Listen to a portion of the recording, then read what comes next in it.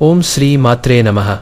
నవరాత్రి ఉత్సవాలలో అమ్మవారు మూల నక్షత్రం రోజున సరస్వతీ దేవి రూపంలో భక్తులకు దర్శనం ఇస్తారు.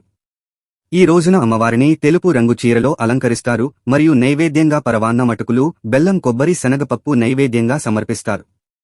సరస్వతీదేవి హంసవాహనాన్ని అధిష్ఠించి ధవళ వర్ణ వస్త్రాలను ధరించి, అక్షరమాల ధరించి, అభిముద్రతో, వీణను 2 చేతులతో ధరించి, చందన చర్చిత దేహంతో దర్శనం ఇస్తారు.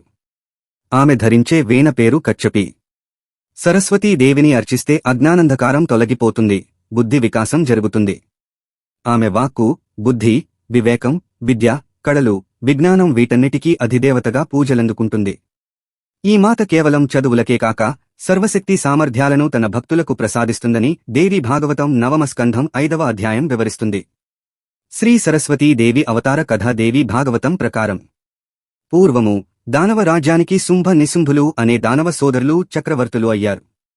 వారు బ్రహ్మను గూర్చి ఘోర తపస్సు చేసి దేవదానవ మానవులలో పురుషుల చేతగాని త్రిమూర్తుల చేతగాని తమకు మరణం సంభవించకుండా వరాన్ని పొందారు. ఆ వరగర్వంతో వారు ముందుగా పాతాళంలోని రాజ్యాలన్నిటినీ జయించారు. ఆ తరువాత దేవతల రాజధాని అయిన అమరావతిపై దండెత్తగా ఇంద్రుడు దిక్పాలకులతో సహా స్వర్గలోకాన్ని వదిలిపెట్టి భూలోకానికి పారిపోయారు. శుంభ నిశుంభులు అప్సరసల అందాలను చూసి మోహితులైనప్పుడు నారదుడు అచ్చట ప్రత్యక్షమై, వీరిది ఒక అందమేనా అని ప్రశ్నించాడు.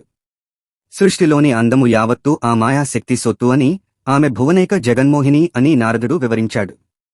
అంతేకాక దేవతలకి యజ్ఞ హావిర్భాగాలను ప్రసాదించి వారిని అమరులను చేస్తున్నది ఆ మాయాశక్తే అని చెప్పాడు.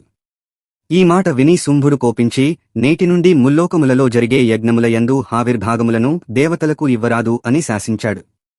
నిశుంభుడు అయితే అసలు ఆ యజ్ఞ యాగాదులనే నిషేధిస్తే పోలా అన్నాడు. ఆనాటి నుండి యజ్ఞ యాగాదులు నిషేధించబడ్డాయి. శుంభు నిశుంభులకు అర్పించడానికి నిరాకరించిన మునులను హింసించి యజ్ఞకుండములందు మధువు, మాంసము, రక్తము కుమ్మరించి మునివాటికలను దానవులు తగలబెట్టారు. ముల్లోకాలు దీనవస్థలో ఉన్నప్పుడు ఇంద్రాది దేవతలను వెంటబెట్టుకుని నారదుడు హిమవత్ పర్వతానికి వెళ్లాడు. అక్కడ అదృశ్య రూపమున తపస్సు చేస్తున్న దేవి ఉనికికి ఆటపట్టుగా భీమేశ్వరి శక్తి పీఠం వెలిసి ఉంది. వారి ప్రార్థనలు విని దేవి సింహవాహినిగా దర్శనం ఇచ్చింది. నారదుడు దేవిని దానవులను సృష్టించడం భావ్యమా అని ప్రశ్నించగా దేవి మందహాసం చేసి, తాను దేవ, మానవ, దానవులకు బుద్ధి, జ్ఞానము, వివేకములను అనుగ్రహించానని, కానీ కొందరు అజ్ఞానము చేత వక్రమార్గం పడుతున్నారని పలికింది. ఆమె, నాయనా, అజ్ఞానమునే మాయ అంటారు. ఆ మాయను నేనే, జ్ఞానమును నేనే అని పలికింది.